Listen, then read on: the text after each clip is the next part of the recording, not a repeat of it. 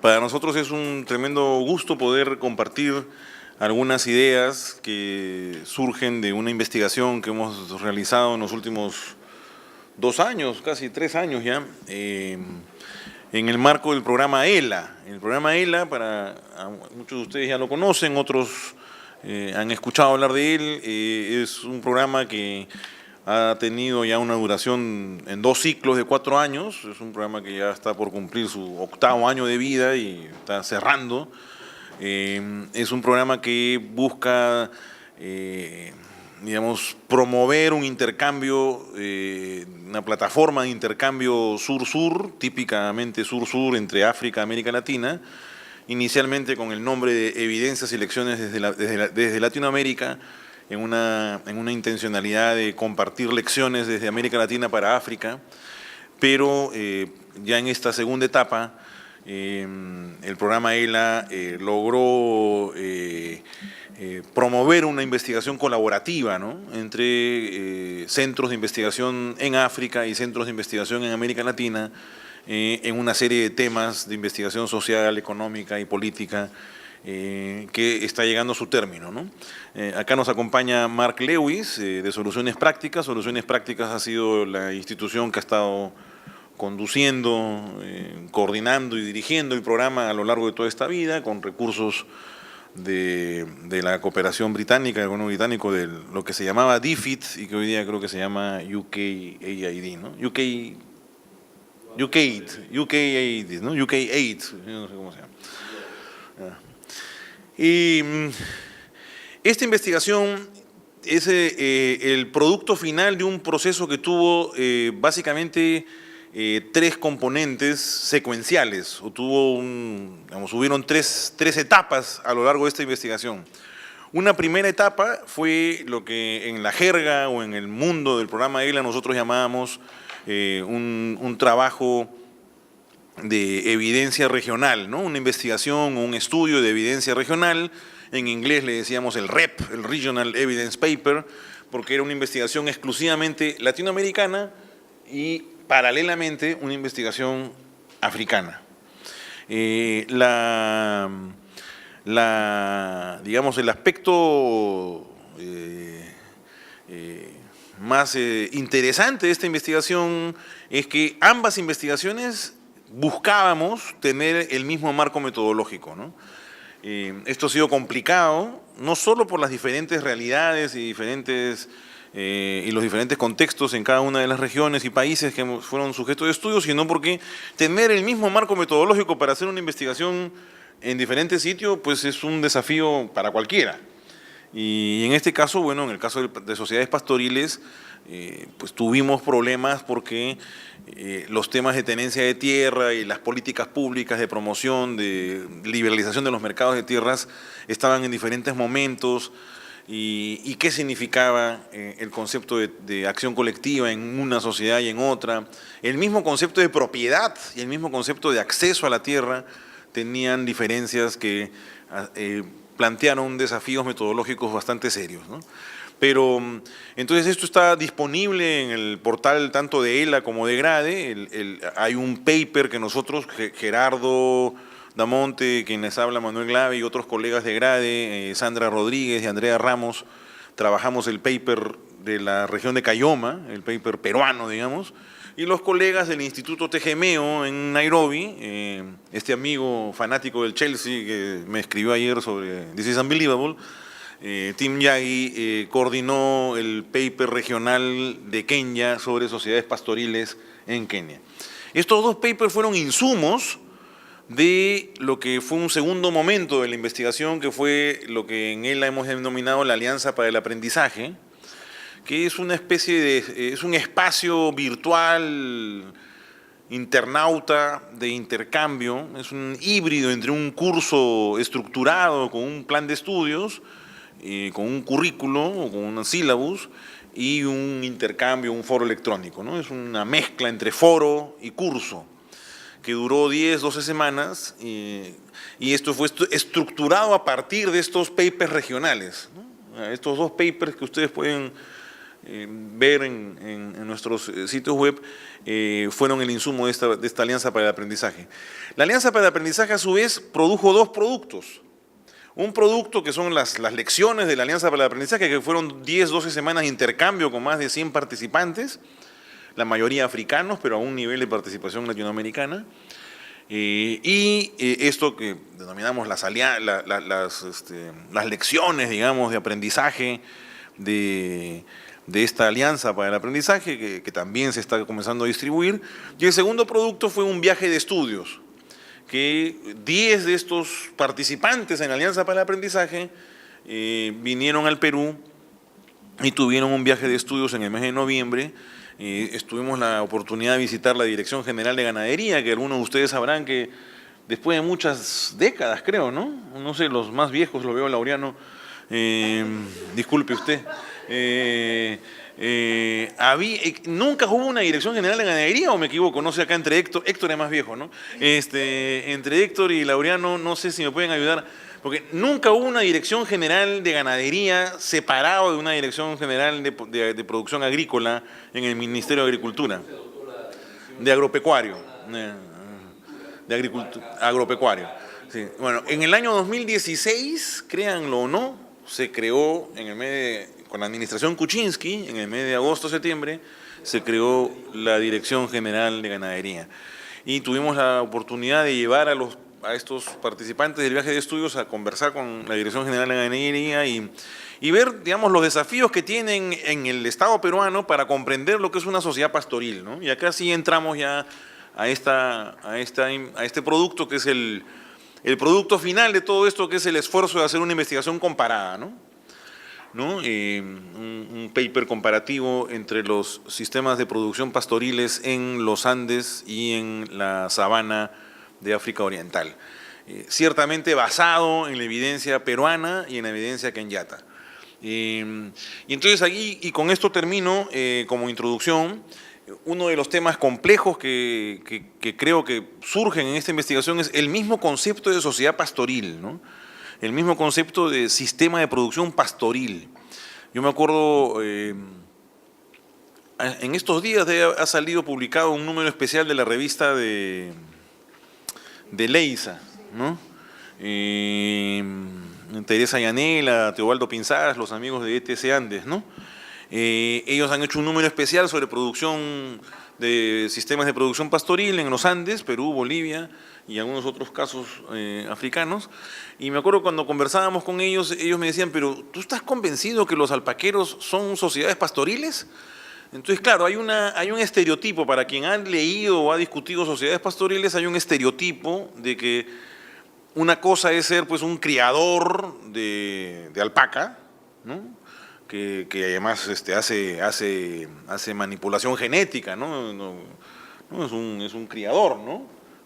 Y otra cosa es ser un miembro de una sociedad pastoril, donde el elemento central de lo que, comillas, se denomina sociedad pastoril es la capacidad de moverse, la movilidad de personas y animales en un espacio mucho mayor a lo que sería. La transhumancia ya sería pues el ejemplo más extremo, digamos, de una sociedad pastoril.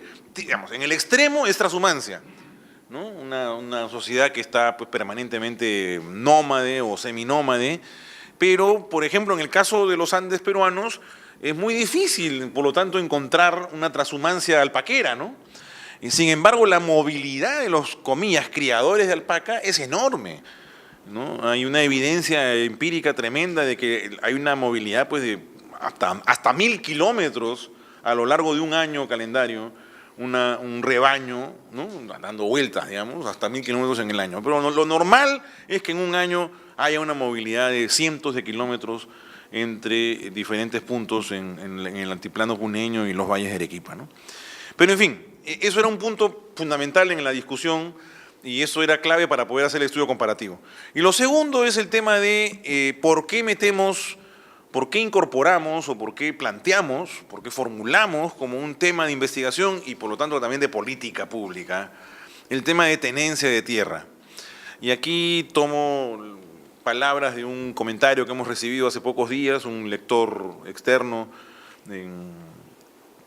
en la Universidad de Sussex, en el Instituto de Estudios para el Desarrollo, que nos comenta de que, oiga, mire, en realidad la literatura sobre la relación entre tenencia de tierra y sostenibilidad de los sistemas de producción pastoril ya es un tema zanjado, es un tema pasado, y que la literatura estaría yendo hacia otros temas en política pública, por ejemplo, en relación a lo que son los temas de adaptación al cambio climático, la gestión de los recursos hídricos, y no es un tema tan, como se dice en inglés, binding, tan restrictivo, la presión por privatizar tierras o por reducir el grado de control colectivo, ¿no?, más allá de lo que significaría una propiedad comunal o una forma de acción colectiva sobre los pastos, ¿no? Entonces ahí nos parece que sí se abre un debate sobre hasta qué punto es un tema zanjado o no. A nuestro criterio todavía sigue siendo un tema en discusión el grado de acción colectiva necesario para alcanzar sostenibilidad en los sistemas de producción pastoril.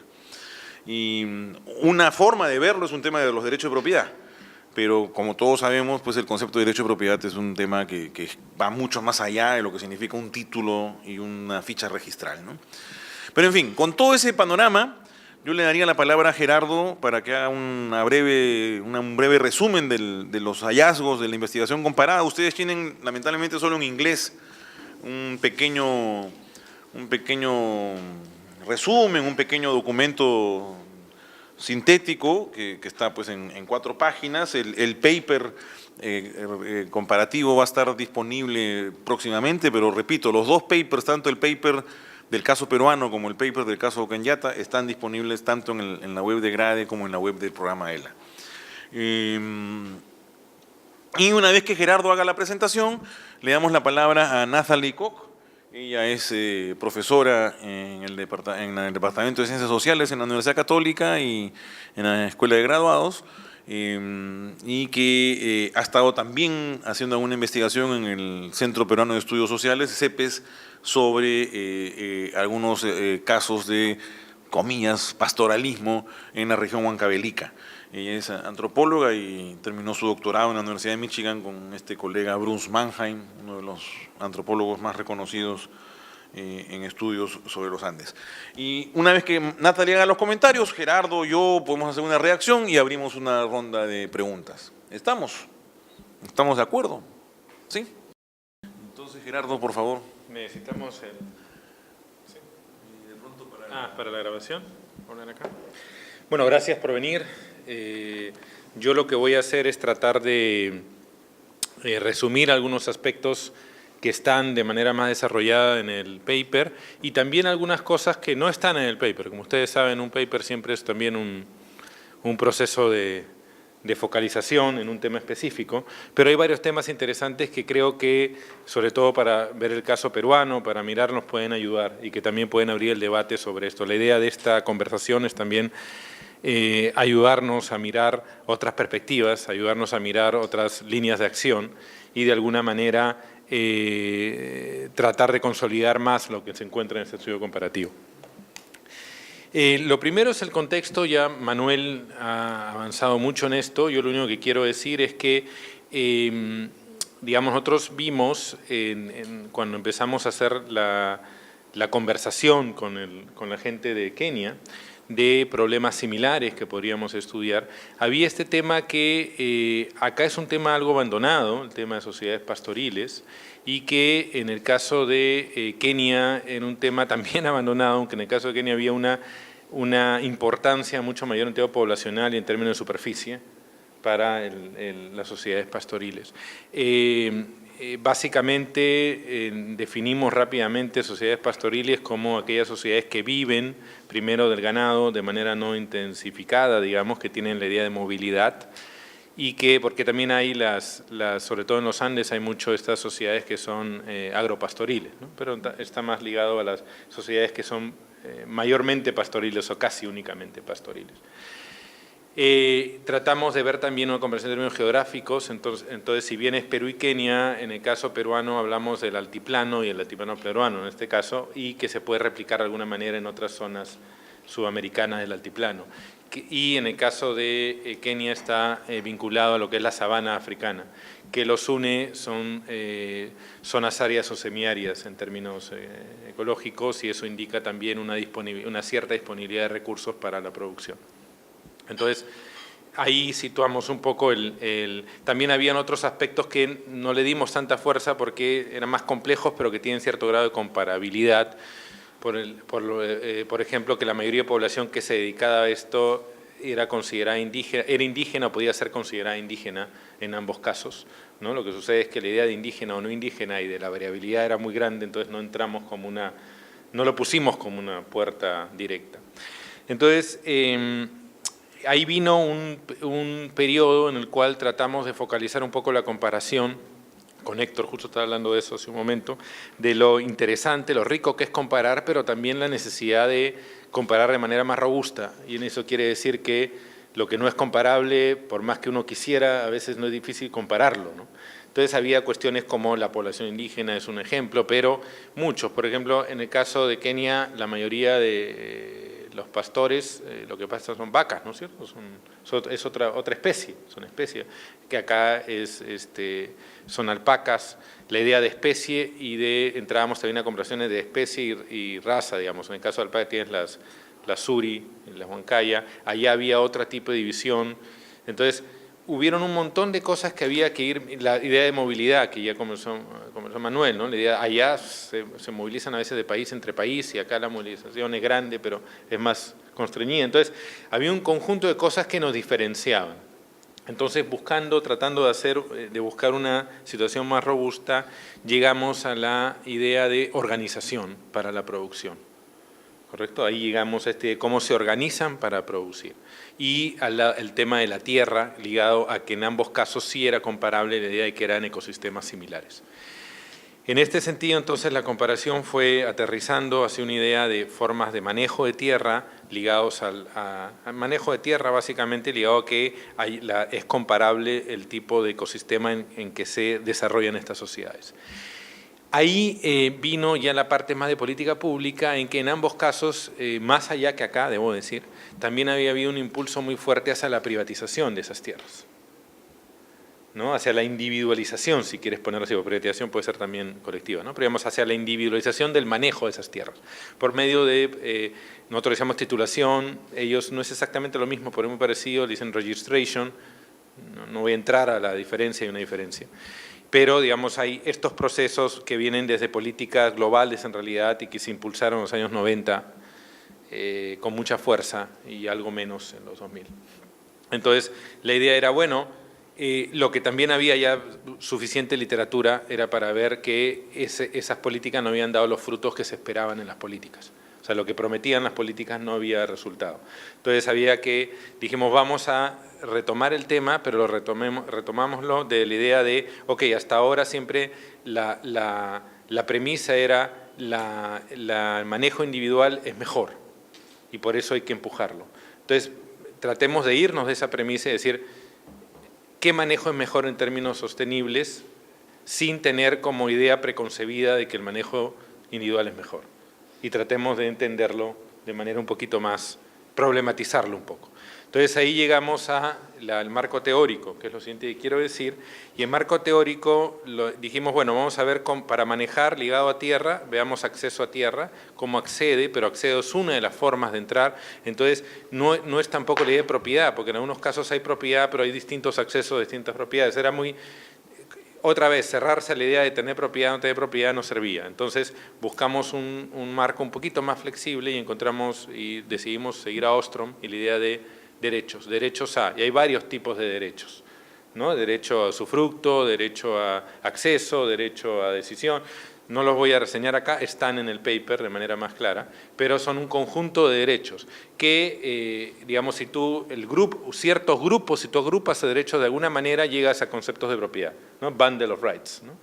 En este caso nosotros no hicimos propiedad, sino hicimos el bundle of rights de manera discreta, digamos, separándolos.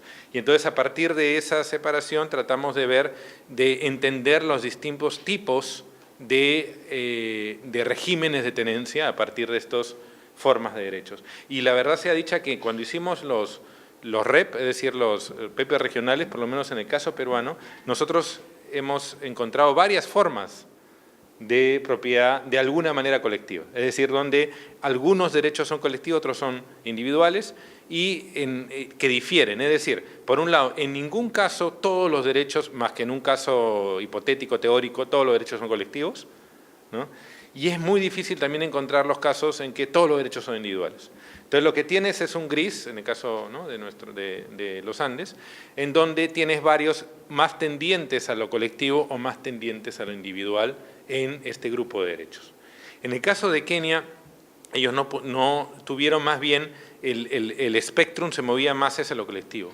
Ellos sí tenían lo que ellos llamaban el colectivo total, digamos, un open access si quieres, ¿no?, que ellos le llamaban unadjudicated land, o sea, tierra que no...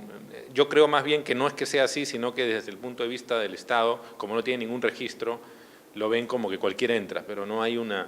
¿no? Entonces, había una cuestión más comunal y después habían también gradientes y también había individual. Entonces, decidimos comparar eso. Por eso en el paper, al momento de comparar, no pudimos comparar, que hubiera sido lo ideal, comparar, digamos, cada gradiente, porque no condecía. Entonces decidimos separar entre colectivo, que agrupa los distintos niveles de colectivo, e individual, que son los que también existían en ambos casos, que era de cuestión más individual. Entonces, eso fue lo que hicimos, y entonces a partir de estudios de caso pusimos un conjunto, describimos un conjunto de formas de acceso a la tierra, donde predomina el acceso colectivo y forma donde predomina el acceso individual en ambos países y los catalogamos en una tipología. Luego empezamos a ver la idea de sostenibilidad por separado, si se quiere decir, la literatura sobre sostenibilidad de sociedades pastoriles. Y es interesante porque cuando empezamos, son 3 años, 4 años, cuando empezamos la mayoría de literatura todavía era muy incipiente en los beneficios que podía tener las sociedades pastoriles. Y todavía había bastantes trabajos que decían que sociedades pastoriles, que el cambio de uso de suelo por algún otro uso de suelo era mejor. Intensificar, irrigar, hacer canales, digamos, desarizar, ¿cómo se dice? Que no sea más árido y poder intensificar. Aridizar. Y entonces lo que sucede es que más bien en los últimos 2 años empieza a haber un conjunto de estudios que ponen una variable, tanto en términos económicos también como en términos de política, la variable de sostenibilidad ambiental, es decir, la variable de qué pasa ambientalmente cuando uno intensifica de manera artificial, si quiere llamarlo así, ¿no?, con infraestructura. Entonces, que eso antes no estaba, sería la producción, pero no lo que había costado llevar eso. Entonces hay estudios como que cuando hacían irrigación, el costo de llevar agua hasta estas zonas era tan alto que después los rendimientos que se podían llegar eran menores, digamos, eran negativos, digamos, ¿no?, porque había gastado mucho en mantener eso, en temas energéticos, etc. Entonces, cada vez había un bloque de literatura que decía que en realidad en zonas áridas y semiáridas el pastoralismo como actividad económica era sostenible, en términos económicos también, desde un punto de vista de sostenibilidad ambiental. Es decir, si tú ponías la variable de que el ecosistema se mantuviese y que no tuvieras estos gastos externos, si quieres llamarlo de una manera. Entonces, eso ya estaba un poco, digamos, nos daba un poco de pie, pero entonces nosotros quisimos saber la relación más directa entre el distinto tipo de manejo, o sea, la institucionalidad detrás del manejo, o sea, los regímenes de tenencia de tierra, y esta idea de que el pastoralismo es más sostenible. Entonces, para eso llegamos a un texto de Skuns, que él hace una tipología de por qué es más sostenible. Entonces, hace lo que está acá en su cuadrito, en el cuadrito que tienen en el análisis y propuestas, hay un cuadrito que dice Land Tenure Regimes and Sustainability, y arriba dice Mobility and Mosaic Grazing, Herd Diversification, Split Grazing, Herd Size Management.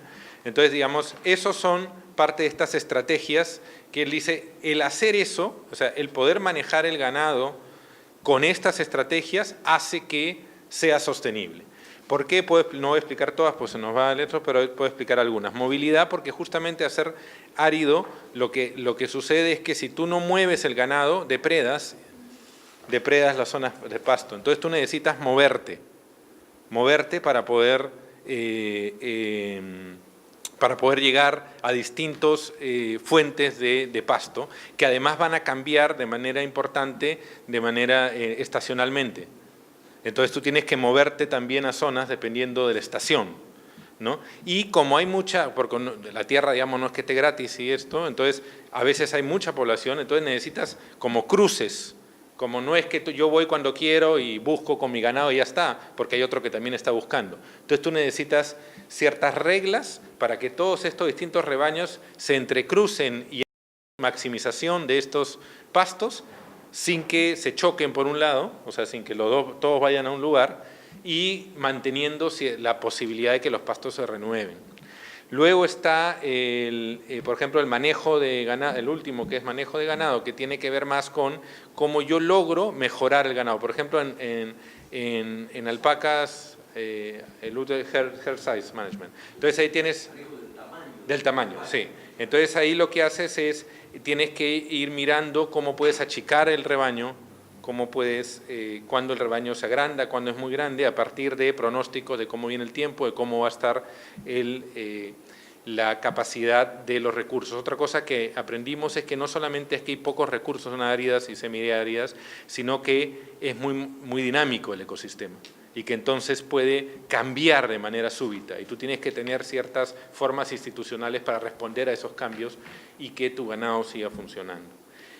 Luego, por ejemplo, en el caso genético, hay una necesidad de separar al ganado, porque si no se cruzan, por ejemplo, en el caso de alpacas hablaban de que se cruzaban llamas con alpacas a veces y entonces genéticamente no era bueno para el tema de la lana de alpaca, entonces había que separar los ganados. Entonces tenías que tener la capacidad también no solamente de moverte o de responder a cambios, sino además de manejar más de un ganado, así sean pocos, digamos, un ganado separados, por ejemplo, alpacas hembras con bebé alpacas con los machos por otro lado, para que puedan de esa manera manejar un poco mejor el mejoramiento genético del ganado. Entonces, habían un conjunto de estas estrategias que se daban y tratamos de analizar cómo es que se daban. Entonces, lo que hicimos finalmente es sencillamente hacer el cruce. Es decir, testeamos, si quieres ponerlo así, para cada tipo de sistema, si era posible o no hacer estas herramientas, estas estrategias de manejo sostenible. Entonces ahí está el cuadro, que es, por ejemplo, en el caso de colectivo, y se compara Perú y Kenia, entonces es sí, y digamos sí es posible hacerlo, ¿no? Por distintos motivos, por el tamaño, etcétera, mientras que el individual es posible hacer alguna de las cosas, pero no otras, ¿no? Entonces, digamos, la movilidad es lo más fácil, ¿no? Porque cuando tienes completamente individual es más difícil acceder a otras pasturas. Tendrías que tener espacios muy grandes para que eso suceda. Y en las sociedades que estábamos estudiando, las propiedades o el acceso grande individual era muy raro, era extraño. No había mucho de eso, más que nada eran comunal.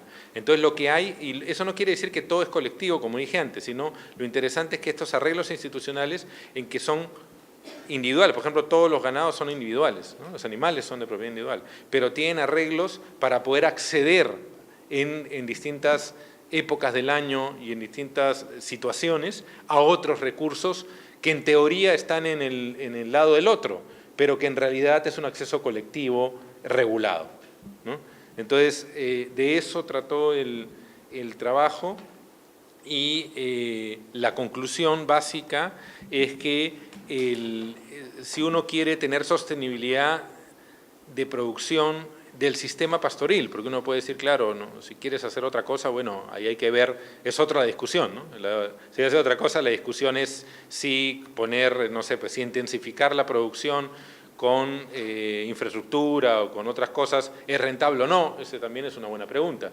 Pero, digamos, la pregunta aquí era más si es que la sostenibilidad de ese medio de vida, esa forma de vida, y que siga siendo sostenible, porque tampoco es que todos los pastores sean sostenibles, hay pastores que depredan, ¿no es cierto? Entonces, ¿qué tipo de régimen de tierra es más institucionalmente, genera un espacio más fértil para la posibilidad de que se reproduzcan formas sostenibles de manejo de tierra, de recursos, otra vez, teniendo en cuenta que estamos hablando de espacios áridos y semiáridos. No estamos diciendo que la forma colectiva es buena para cualquier espacio, no, es para ese espacio en particular. Entonces, digamos, lo que termina diciendo el paper es que en realidad sí, algún tipo, digamos, de acceso colectivo, que puede haber una gradiente, pero digamos, tipo de acceso colectivo, demostrarían ser más sostenibles. Y eso en términos de política pública tiene una resonancia muy clara y que es que en realidad nosotros deberíamos enfocarnos en tratar de identificar estas formas de acceso colectivo con cierta forma de acceso colectivo, de regímenes que tienen ciertos derechos colectivos, que son sostenibles y ayudarlos, digamos, en términos de política pública, que puede ser, no sé, desde pensar en formas de titulación o de registro de tierras, pero con ese tipo de forma más condominial o alguna otra figura, y que la figura no sea o todo es colectivo o todo es individual, o también por programas que traten de ayudar a que los pastores puedan mantener este tipo de prácticas y que, bueno, si las mantienen mejor, pueden tener más ingresos, etcétera, pero, digamos, remar hacia donde parece que las cosas funcionan mejor y no remar a contracorriente, que parece que es lo que ha pasado, que se trata de poner o imponer formas distintas de tenencia de tierra que, además de ser muchas veces ajenas a la localidad, parecerían no responder a la necesidad de sostenibilidad. Entonces, digamos, eso es básicamente el paper y hay múltiples formas de poder mirarlo y de la comparación y cosas que no están en el paper pero que salieron y que alguna vez nosotros soñamos con poder desarrollar en forma de investigación, pero eso dependerá de la suerte. Pero digamos, eso es básicamente lo que hemos dicho en el paper. Gracias, Gerardo. Antes de darle la palabra a Natalie, un par de comentarios complementarios. Uno primero es sobre este concepto de condominio. El estudio nosotros lo hicimos en la parte alta de la provincia de Cayoma, la vieja zona de trabajo pues, de Desco, ¿no? Desco Sur es probablemente pues, uno de los actores con una presencia en un espacio, eso es interesante, ¿no? Desco Sur debe ser uno de los actores de desarrollo rural con una presencia en un mismo espacio físico, social, histórico, de mayor trayectoria, ¿no? En los Andes peruanos, probablemente, ¿no? Corríjanme si me equivoco. Pero Desco Sur debe tener una presencia de los años 70 y orgánicamente de los años 80 y siguen trabajando en múltiples temas, pero el eje central de su intervención es diferentes aportes al mejoramiento del sistema de producción alpaquero, ¿no? Ahora, este es un espacio, a pesar de lo que hemos dicho con Gerardo, donde la comunidad campesina como forma de propiedad brilla por su ausencia. Entonces, oiga, Manuel, Gerardo, ya pues no sean locos, o sea, me están hablando de acción colectiva y los derechos colectivos y me dices que la comunidad campesina como forma de propiedad brilla por su ausencia. Pues sí, brilla por su ausencia, pero hay múltiples formas de acceso colectivo a este sistema de lo que llaman en los textos o en la literatura este mosaico de pasturas, ¿no? Podríamos decirlo. Ricardo Valderrama, cuando hace su tesis doctoral en la Católica sobre los sistemas de producción pastoril en Cayoma, él cuando analiza los condominios, porque el término que utilizan en el campo es condominio. No me pregunten de dónde viene el término condominio. Hay una versión que dice que algún ingeniero de Desco en los años 70 equiparó los condominios de la clase media urbana con el manejo de las pasturas en la parte alta del Colca. O de pronto era un término que en algún grupo de familias locales se utilizó. El propio Óscar Toro no sabe decirme bien si fue un aporte heroico de algún ingeniero desconiano o si es un término propio. Pero es interesantísimo que el campesinado, que estos pastores, digamos, arequipeños, utilicen el concepto de condominio cuando es un concepto pues, que se aplica para los clubes de playa de Asia, ¿no? Es un condominio, Las Palmas, Los Cocos y Playa Bonita y demás finas hierbas, además con una serie de restricciones, ¿no? O sea, si nadie puede transferir derechos individuales dentro de un condominio si todos los condominiantes, se diría, si todos los condominiantes están de acuerdo, ¿no? Los condominiados, los condóminos, por favor, doctor del Castel. Los condóminos. Basta con que un condómino diga no quiero que este señor, lo que es sodalite, compra, no se puede transferir, ¿no?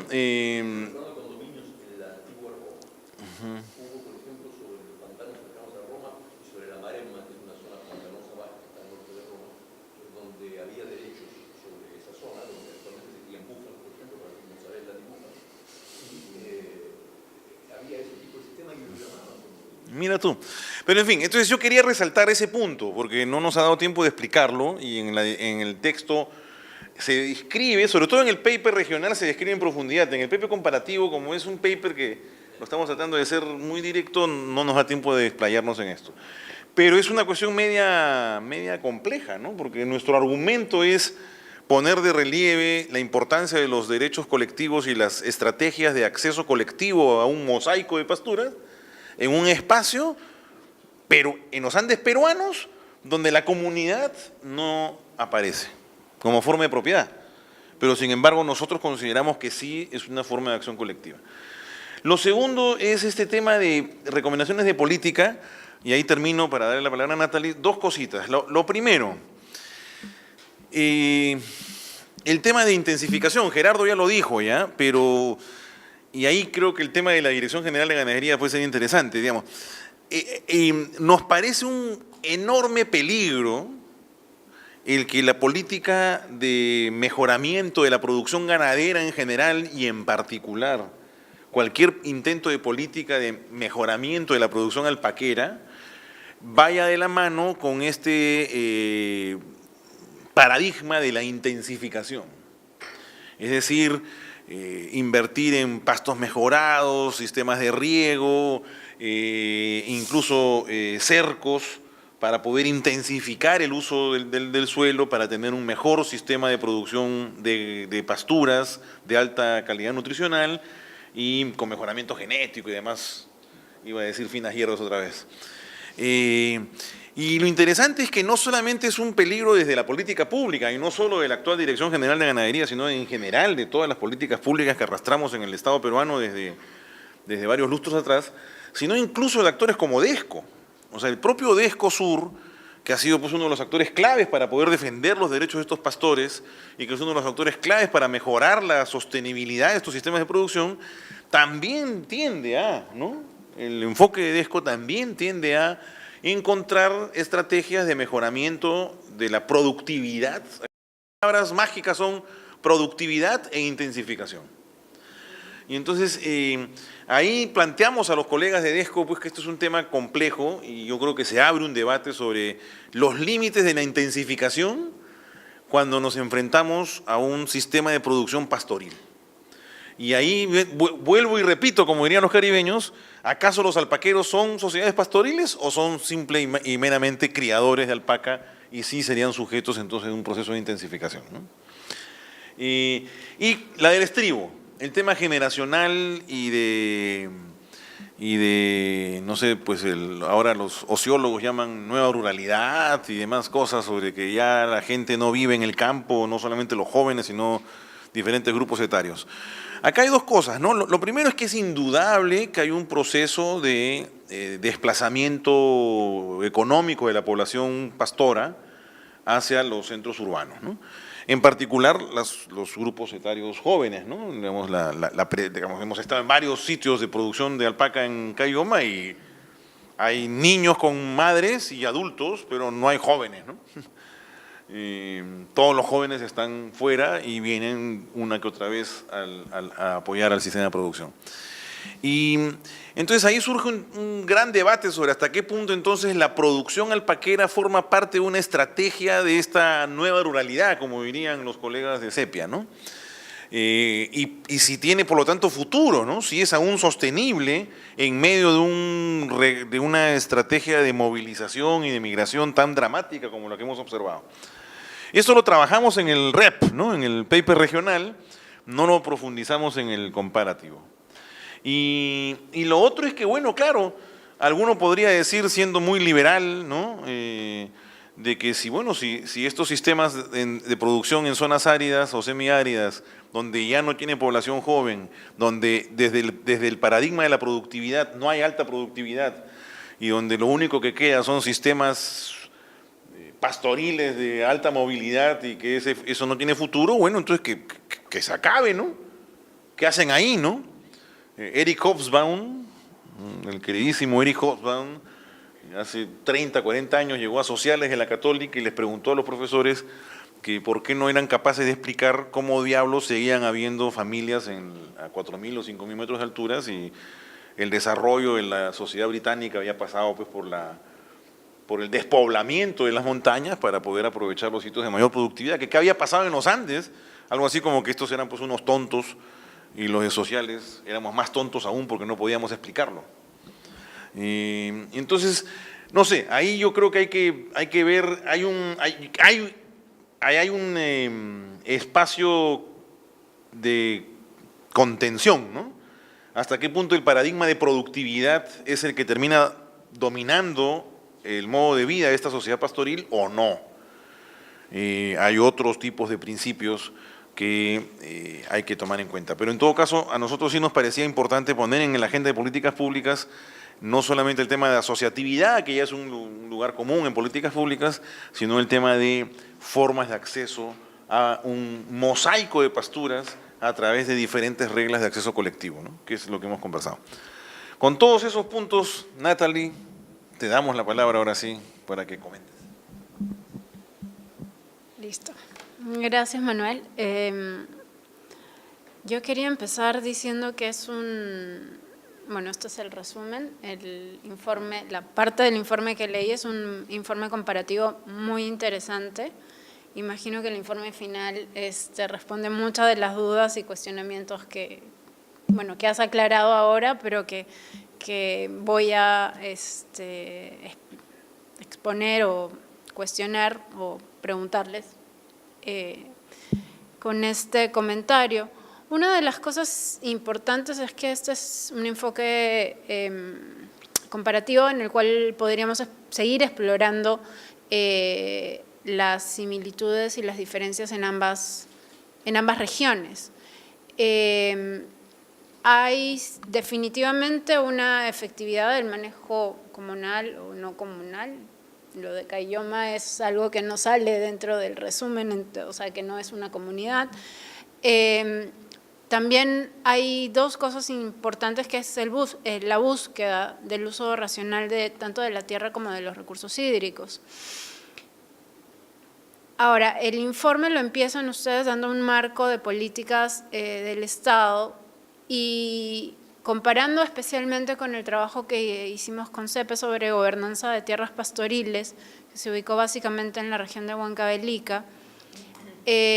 Lo que encontramos o lo que se encontró en el trabajo de campo fue que las políticas de Estado sobre el manejo de tierras y de pastos están elaboradas, para variar, desde una oficina, sin tener en cuenta cómo la población hace uso del manejo de sus tierras, sin dar cuenta de cómo esta política que se hace en una oficina, en una ciudad, sea en Lima, sea en Huancavelica o sea en otra parte, va a chocar con el uso que tiene la gente, ya un uso tradicional o ya un uso particular, sea avalado o no por la comunidad. Eso es una historia en la que voy a entrar después, pero sí choca y cómo esto genera conflictos. Entonces, al final es como una política de Estado, como era el mejoramiento de pastos o recuperación de pastos hacia el 2015, que era una política del Ministerio de Agricultura, termina chocando con el uso particular que van teniendo las comunidades en diversas regiones, y Huancavelica no es la única, ¿no? Y entonces no se integra la población dentro de todas estas políticas, son políticas muy jerárquicas y que cuando se implementan en el campo, lo que tú tienes al final es los ingenieros que llegan, van poniendo postes, van cercando lugares, sin preguntarle a la gente si este lugar, quién hace usufructo de este lugar. Se genera una serie de conflictos y la gente termina sacando los postes en la noche, sacando las mallas y destruyendo todo lo que pueden destruir, o llevándose simplemente los postes para cercar su propia tierra de usufructo. Si bien en estas zonas de altoandinas, especialmente en Huancavelica, y donde nos concentramos, que fue en Pilpichaca y Carhuancho, que son 2 comunidades campesinas, donde también ha trabajado DESCO con el proyecto Prodeco, básicamente en el mejoramiento genético durante muchos años, pero donde se dejó de trabajar en los años 80 y, en fin, el conflicto armado interno y toda una serie de hechos históricos que han pasado desde los 80. Hoy en día lo que encontramos son comuneros que están buscando lo que, bueno, en la práctica están cercando lo que ellos consideran en su tierra de usufructo.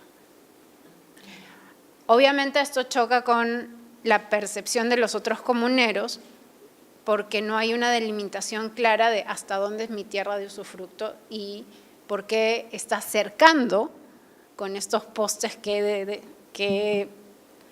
he reciclado de los programas del Estado, los cercan con alambres de púas, ¿no? Y cuando cercas estos terrenos, generas conflicto no solamente porque restringes el paso de la gente, sino que restringes también el uso del agua, porque en esa zona puedes tener un puquial o un ojo de agua y cierras el uso cierta familia se queda con este puquial y lo cierra para que solamente su ganado o para haga uso de esta agua y para además que esta agua se usa para criar sembrar pastos mejorados. Entonces, lo que encontramos fue que hay una búsqueda de crear asociaciones familiares, pero que no logran ser todavía legítimas frente a la comunidad y donde todavía hay mucho conflicto. Si bien es cierto, los argumentos de la gente que está cercando sus tierras, que está buscando que está buscando que se legitime esta práctica, son 2. Primero es que han invertido mucho en el mejoramiento genético de alpacas, por un lado. Por otro lado, son los comuneros que tienen bastante ganado y que no quieren que sus alpacas se crucen con las alpacas criollas o chuscas del vecino.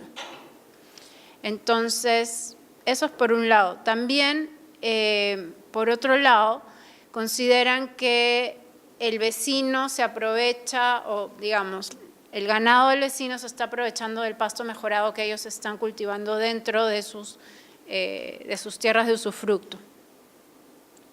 Y eso genera un malestar entre ambos lados, de la comunidad, ¿no? La figura de las asociaciones familiares todavía en el 2015 era un tema muy discutido, un tema muy complejo.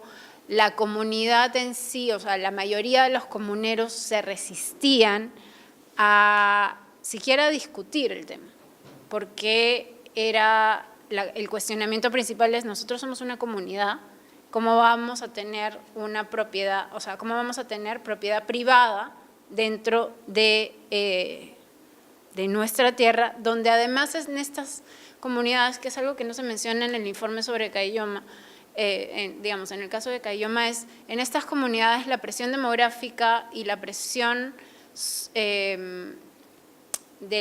la presión demográfica en todo sentido es muy alta. Entonces, los comuneros nuevos se hacen comuneros sin derecho a tierra. porque no hay tierra que darles. Ya todo está distribuido y lo que tú tienes, que podría ser una forma de condominio, lo que estás mencionando es el abuelo o una persona mayor, usualmente es una persona mayor, que se encarga del ganado de toda la familia. Pero en las dos estancias, digamos, en la estancia de la zona alta y en la estancia de la zona baja, en la misma área, y esta no se ha ampliado, pero la presión o sea, la cantidad de alpacas ha crecido, sean chuscas o sean ganado mejorado, a pesar de que sí hay, en la mayoría de comunidades hay un reglamento que dice las familias deben tener máximo tanto número de alpacas. Podían superar creo que las 150. En ambas, en Pilpichaca y Carhuancho. En Carhuancho tienen menos problemas de tierras, es mucho más rico en el sentido de que tiene mucho más agua, ahora mucho menos por el trasvase del agua hacia Ica y todo, por un lado eso, el deshielo, el cambio climático, todo el proceso de que se están secando los ojos de agua y la preocupación de la gente de que qué va a pasar cuando se acabe el agua, cuando se mande todo a, digamos, porque además teóricamente no pueden usar nada del agua del trasvase.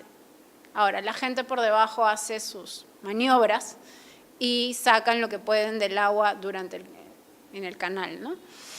Entonces, esta figura de familias o asociaciones son muy mal vistas y generan mucho conflicto, ¿no?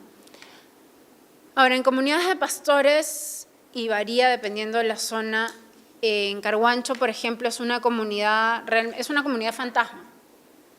La comunidad como tal tendrá 20 comuneros viviendo ahí, cuando en realidad están empadronados alrededor de 80, pero funciona muy bien como comunidad. Todo el mundo vive en Huancavelica y lo que tienen son pastores contratados. Y los tienen contratados, y en Pilpichaca también, tienes pastores contratados de las comunidades aledañas durante 9 meses, siendo los 3 meses centrales, que son los meses para nosotros de verano, o sea, enero, febrero y marzo, que coinciden con las vacaciones de los niños, es el mes en el cual los ganaderos, o digamos el propietario del ganado, se desplaza de nuevo a su comunidad para cuidar, digamos, tanto el cruce como los nuevos, todo este proceso de apareamiento, ¿no? Entonces se contratan a pastores en ambas comunidades y también tiene que ver con dónde vive realmente el dueño del ganado. Y el dueño del ganado no necesariamente está viviendo en la comunidad, está viviendo en el centro poblado. Se dedica a otras actividades, aparte de ir de vez en cuando a chequear cómo funciona, si su pastor está o no está, o ya se fue, que suele suceder. Entonces, se dedican a trabajos de construcción, bajan a Ica a emplearse como obreros y como mano de obra en en los grandes fundos. Tienen negocios dentro del centro poblado, y una de las razones que las mujeres dan con mucha fuerza es que es el único lugar donde tienen escuelas. Si tú estás pensando en una familia que se dedica a la ganadería, en comunidades como Carhuancho no tienes casi escuela. La escuela no funciona. Y entonces, si quieres además acceder a una posta con algo de servicios, te mudas al centro poblado. Paralelamente, las mujeres, y eso es interesante porque son las mujeres las que se dedican, junto con el marido de vez en cuando, a recoger la fibra y se convierten en las intermediarias, o digamos en asociaciones intermediarios, y recogen la fibra porque van directamente como se conocen a las familias, digamos, van directamente a comprar la fibra. En Carhuancho no, porque hay una organización comunal. Ellos venden, en Carhuancho venden directamente a Mitchell. Tienen un arreglo ahí, tienen un camión de Mitchell que viene a recoger o sea, como empresa comunal, ellos venden la fibra de alpaca. Un poco limpia, no necesariamente procesada. Pero en Pilpichaca, que está al costado, a menos de 10 kilómetros, no, lo que tú tienes es gente de Carhuancho comprando fibra a la gente de la zona. Entonces, si bien en el informe hablaban del ganado mejorado y el ganado no necesariamente mejorado, sí hay una mezcla. Y es interesante porque el ganado no mejorado, o las alpacas chuscas o criollas, son las que la gente sacrifica de manera más rápida cuando necesita dinero al contado. Y eso se da constantemente en determinadas épocas del año, especialmente, digamos, en esta época cuando hay que comprar útiles escolares, ¿no? Entonces, sí es importante ver estas características en otras partes, en otras regiones, y ver que la otra cosa es la movilidad. Tú puedes tener, una de las cosas que ha ido cambiando con los años es la movilidad. ¿Cuánto tiempo se queda el ganado en la parte alta y cuánto tiempo está en la zona baja? Y tiene mucho que ver con cómo el cambio climático y el cambio climático desde las lluvias hasta el frío ha afectado y está afectando el calendario alpaquero tradicional. Usualmente en estas zonas, ya hacia inicios del mes de diciembre, tú ya tenías a todo el ganado abajo, en la zona baja de Pilpichaca, por ejemplo. Hasta en alguna ocasión que cuando estuve haciendo trabajo de campo ahí, hacia el 20 de diciembre el ganado no había bajado. Y el argumento de la gente es que no está lloviendo, los pastos están amarillos. Entonces, esto que genera que hay un sobrepastoreo en la zona alta y en la parte baja no hay pastos tampoco. Hay cierta, en general, inversión, en el caso por lo menos en Huancavelica, en mejoramiento genético y mucha idea de proteger esta inversión, sea el costo que sea, si sea saliéndose de la comunidad lo van a hacer. Por otro lado, también una de las cosas que es importante rescatar son las técnicas tradicionales que la gente está usando sin apoyo del Estado. Cada quien va encontrando la manera de criar,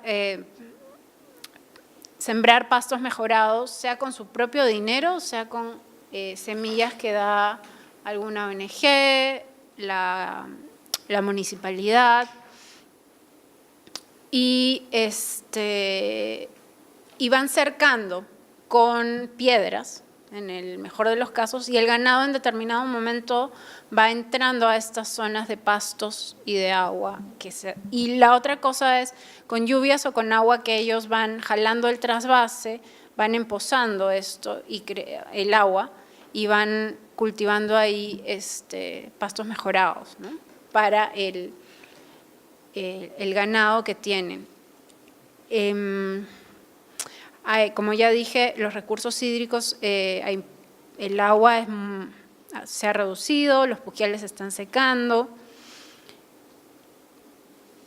y hay una disminución en las lluvias que genera un cambio en el calendario importante, ¿no? Hay una escasez de tierra preocupante. Y también hay una que tiene mucho también que ver con lo que hablabas de las generaciones y de los grupos etarios. Mucha gente se dedica a otras cosas porque todavía sigue siendo mal visto dedicarse a las actividades rurales como la ganadería o la agricultura. Entonces, la crianza en general es proteger a los niños del campo. Entonces, ¿qué pasa? Tú te encuentras con los jóvenes y cuando empiezas a preguntarles si ven futuro al desarrollo de la ganadería, de tener alpacas mejoradas, de invertir en esto, muchos de ellos te dicen que no, ¿para qué? Si ellos pueden ganar mucho más yéndose a trabajar al gasoducto hoy tan cuestionado, o bajar hacia Ica y hacer dinero. Y la idea no es reinvertir en la comunidad o reinvertir en el ganado de la familia, sino es reinvertir en un negocio. Entonces, por ejemplo, Pilpichaca está lleno de negocio. Creo que hay una bodega cada menos de 100 metros. Y además los servicios de taxis. Taxi a Huancavelica, taxi a Lima, taxi a todo lado, Ayacucho. Entonces el transporte también es una forma que a veces es paralela a tener este ganado, ¿no? Pero volviendo a la comunidad, la escasez de tierras de pastoreo, ¿qué es el usufructo? Hasta dónde la gente va determinando, ya, mi zona de usufructo es hasta acá y la otra es hasta allá, de la otra familia, la comunidad no se mete. A esto le sumas todos los conflictos que hay por límites en las comunidades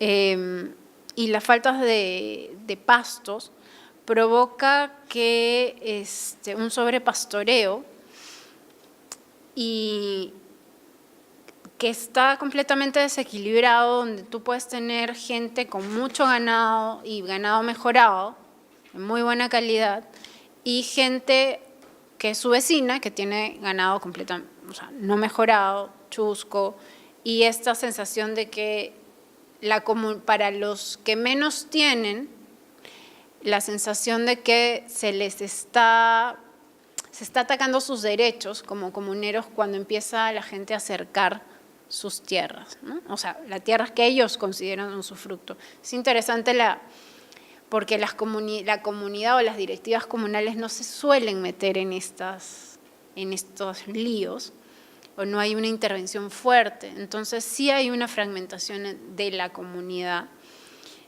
Y aunque muchos, sobre todo los herederos del proyecto de Prodeco, de Desco, alegan por la idea de reducir el ganado, tener un ganado mejorado, no termina, a pesar de los, ya no sé cuántos años tuvo Prodeco en la zona, pero más de 10 definitivamente, no caló en todos. Y tiene también que ver con la manera como se llevó a cabo el proyecto. No se trabajó con todo el mundo, se trabajó con determinada gente que se esperaba que esta gente hiciera réplica. Ahora, ¿por qué no otra? Ya eso es otra historia. Y bueno, una de las cosas que no he visto en el informe, pero imagino que en el informe grande está, es todos los derivados de los que son importantes dentro de la cadena de producción de la economía del comunero que se dedica a la ganadería de pastores o de vacas, que son los derivados, ¿no? El cuero, la carne, la fibra, cómo el precio de la fibra va reduciéndose si es comprado en el campo, digamos, en la estancia, o si es traída a la ciudad, o si es vendida directamente a Huancavelica, ¿no? Y los costos van subiendo, porque esto implica contratar camiones, una organización comunal, asociaciones que no se tienen, y que tiene que ver mucho con la desconfianza que tiene la gente una con otra. El caso de Carhuancho no es típico, es completamente atípico, esta idea de una granja comunal. Y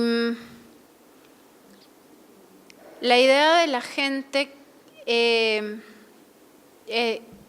bueno, yendo directamente a las conclusiones, creo que sí la comunidad es una institución política que puede o no establecer parámetros para la actividad económica, pero que sí es importante pensar en fortalecerla políticamente, sobre todo cuando pensamos en sociedades ganaderas, sociedades dedicadas a la producción de alpacas. La institucionalidad definitivamente se ha ido perdiendo, pero la comunidad sigue siendo percibida como la institución importante, ¿no? Pero no se está trabajando, y parte de la gobernanza de tierras tendría que orientarse, gobernanza de tierras pastoriles tendría que irse orientando hacia el fortalecimiento de la comunidad, ¿no? Donde todos puedan participar, donde las mujeres sean escuchadas, porque ¿qué pasa? Suele suceder que la cuestión de género sigue siendo un problema, se eligen autoridades mujeres que no son realmente, que no son respetadas, entonces al final siempre me queda la duda de para qué las eligen. Y creo que se trata de pensar, no solo de pensar en políticas que se desarrollen desde la comunidad, sino también cómo dentro de la comunidad la gente se puede sentir escuchada y sentir que están dentro de un proyecto común o dentro de un proyecto que van caminando hacia la posibilidad también del diálogo y no cerrarse, porque lo que sí he encontrado es que se cierran mucho. Se cierran entre lo privado no funciona, esto ataca mis derechos, y sin plantear políticas claras frente a esto, creo que es importante en estas zonas de escasez de recursos hídricos, de tierras que son menos aptas para el pastoreo, el tema sí va a seguir siendo un tema de conflicto. Yo me quedaría acá para seguir discutiendo. Muchas gracias, Natalie. Por el tema del tiempo, yo creo que una vez pasamos a la rueda de comentarios, preguntas de la mesa. Hay algunas cosas que podríamos añadir, pero creo que mejor hagamos una rueda y quizás Gerardo, yo podemos hacer una reflexión y una última rueda, ¿no? Solo una curiosidad política, histórica, institucional, es que esta comunidad de Carhuancho, Natalie, corrígeme, tiene como nombre Comunidad Campesina, porque es título de propiedad de Comunidad Campesina, pero se llama Comunidad Campesina, Comunidad Indígena de Carhuancho. O sea, el nombre de la comunidad es Comunidad Indígena de Carhuancho. Es una curiosidad porque ellos dicen, no somos comunidad campesina, somos comunidad indígena. Claro, pero es que, claro, legalmente hablando, el nombre es Comunidad Indígena de Carhuancho, pero en fin, es un tema que siempre me dio curiosidad también en Huancavelica, son súper orgullosos de su autodenominación de comunidad indígena, ¿no? Héctor. Ya antes de comenzar, perdón, hay que grabar. Antes de comenzar, pregunté algunas cosas a Gerardo que quería comentarlas, alguna ya se refirió, y además la exposición de Natalie me pareció, yo pensé que iba a comentar este trabajo, pero en realidad tuvimos la suerte de encontrar otro estudio que muy fascinante, digamos, en los detalles, ¿no? Yo tengo, sobre el tema de la comparación Kenia-Cayoma, dos o tres cosas que, es cierto, el paper se refiere a la comparación de los dos, pero digamos, hay ciertos temas que inciden directamente en la comparación, pero que no están identificados o destacados o colocados porque no era posible compararlos o por alguna razón de ese tipo. Sin embargo, yo creo que son importantes porque determinan por qué se usa una estrategia o no se usa la otra. Uno de ellos es el tamaño o la desigualdad en el tamaño de los rebaños. Que, por ejemplo, Natalie hizo referencia a los topes que pone la comunidad que ni siquiera se cumplen, pero yo me pregunto si el tope es 150 alpacas, ¿cuántos tienen 150 alpacas? Según el censo agropecuario, la desigualdad en la posesión de ganado de alto andino, tanto de ovejas como de alpacas, ha aumentado la desigualdad, es decir, la mayoría tiene poquísimas cabezas. muchas menos que las que tenían en censos agropecuarios anteriores. Y después tampoco hay quien tiene 1 millón de cabezas, pero me refiero hay una concentración mayor, ¿no? Esto tiene importancia porque, primero, sobre el tema del uso comunal.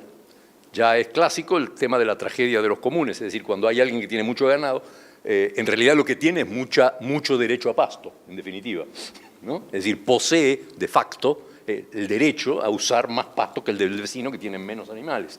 Y eso hace que, como no tiene que pagar adicionalmente por eso, entonces termina por depredar. O no, depende, ¿no? Es decir, ese problema hace que, por ejemplo, pueda ser mejor o menos sostenible o más sostenible el uso comunal. Esa es una primera cuestión, que es me parece sumamente importante. El tamaño del rebaño interactúa con el uso de la tierra, los conflictos y la regulación o no regulación que la comunidad hace sobre eso. Por otra parte, el gobierno de la comunidad suele estar cooptado por los que tienen más ganado. No digo que siempre ocurra así, pero suele estar. Entonces eso también hace que, por ejemplo, la comunidad no intervenga, como decía recién Natalie, en algunos conflictos de el vecino me quita derechos y qué sé yo. Bueno, sí, pero el vecino es el presidente de la comunidad, supongamos. Luego me preguntaba sobre el tema del uso de forraje extra aparte del pasto natural. Hicieron algunas referencias. Para empezar, hay gente que cultiva pastos. No sé si en Cayoma, pero creo que tú lo mencionaste. No sé si en el caso de Arequipa existe eso. Yo lo he visto ampliamente en el altiplano boliviano y creo que también se está dando en las provincias altas de Cusco, por alguna referencia que tengo. Yo no he hecho estudios de este tema recientemente en el Perú, de modo que mis datos son más antiguos, pero tengo referencias de que en realidad la existencia de pastos cultivados en la puna, sobre todo para animales más rendidores o más económicamente importantes, como las vacas lecheras o las alpacas suri, está más difundido que antes. Entonces, pienso que este es un elemento importante. Si los pastos comunales se van a cultivar, o más bien se van a cultivar solamente los privados, entonces esto es una cosa que hace a que se resulte mejor o peor uno u otro de estas formas de manejo de los recursos de pasto, ¿no? La otra es si hay o no hay economías de escala en el tamaño, si hay que hacer movilidad. Bueno, hay que caminar lo mismo llevando 5 que llevando 20. De tal manera que es mejor llevar 20 y si se puede llevar 100, es todavía mejor. Porque más o menos el trabajo es el mismo. Tiene que ir siempre una persona o 2 personas, las que sean, pero digamos, no hay más trabajo en llevar más. Por debajo de 200 o 300 animales, según un trabajo que hice una vez sobre el tema de los requerimientos de mano de obra en la ganadería altoandina, menos de 200 o 300 se requería menos de una persona. O sea, hasta 300 es menos de una persona. De tal manera que, en definitiva, esto influye también en el tema de si conviene una cosa o la otra. Y lo otro es el paisaje tan heterogéneo en cuanto, no heterogéneo, sino esta tremenda penetración de las relaciones de mercado que está ocurriendo ya desde hace muchos años en las comunidades andinas, que en el caso de Huancavelica, que está más cerca de la costa, más cerca de otros lugares más importantes, más capitalistas, digamos, debe ser más fuerte que en Cayoma, me imagino.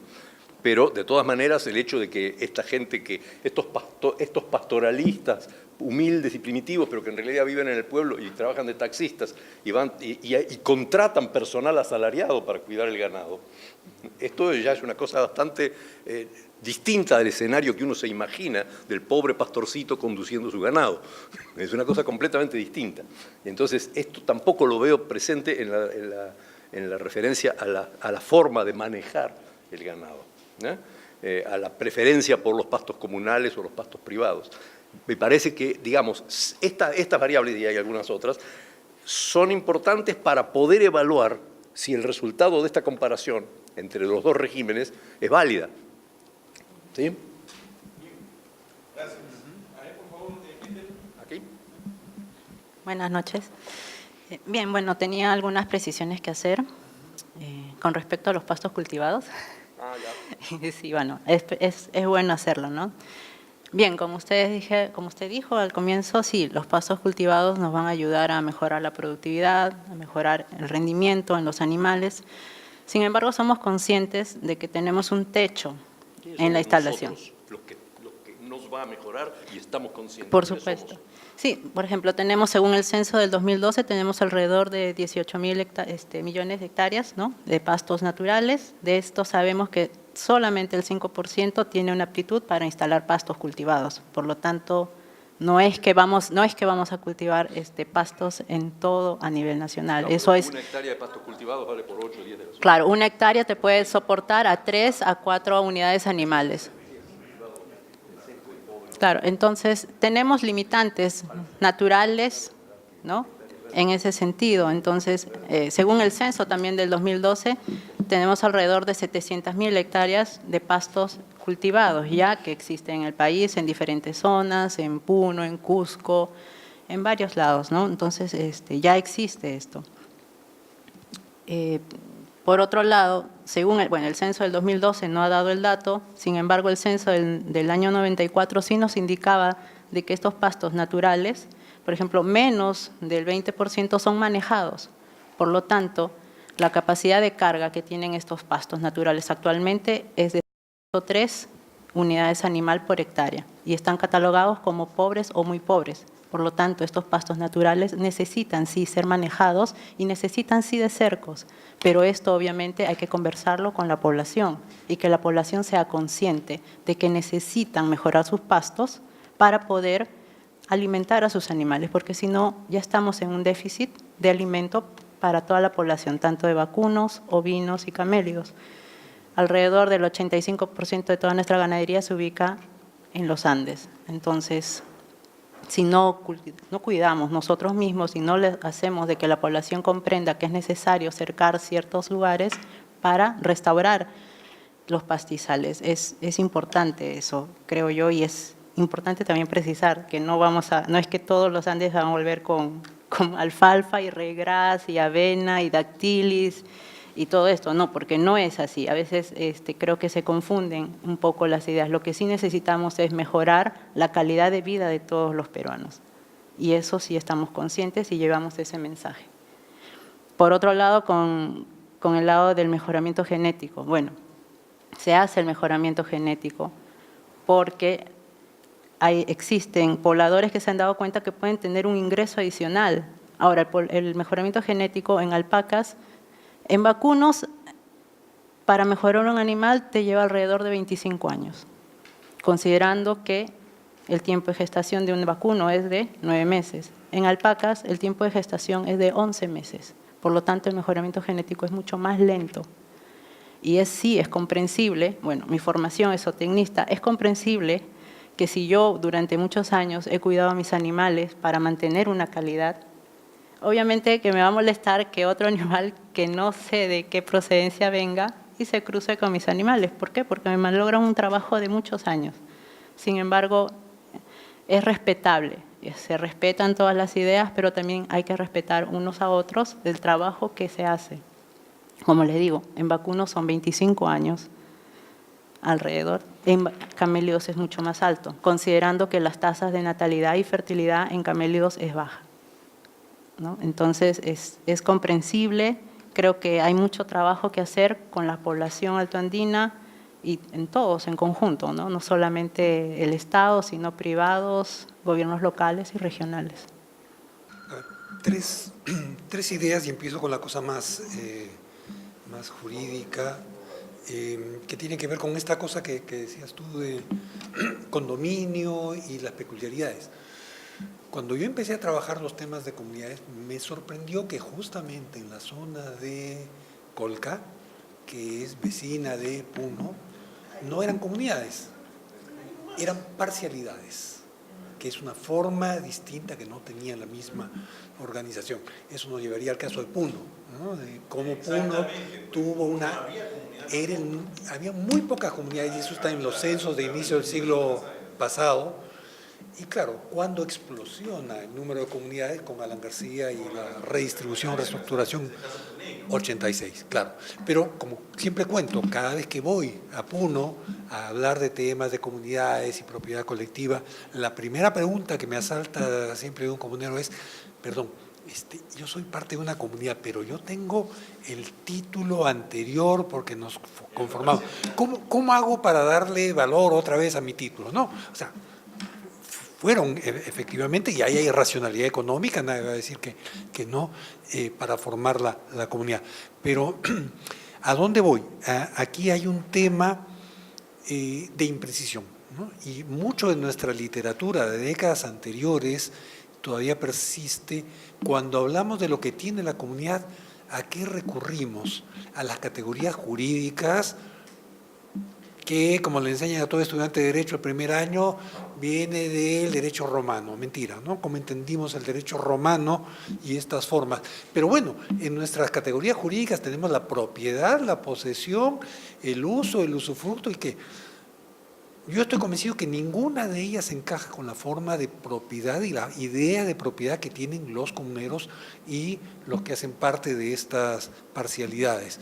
Y siempre lo digo, y se lo dijimos cuando se preparaban las preguntas del censo, del último censo, no repitan el error del censo anterior de ir a preguntarle, ¿usted tiene tierra? Sí. ¿Es propietario? La respuesta va a ser sí.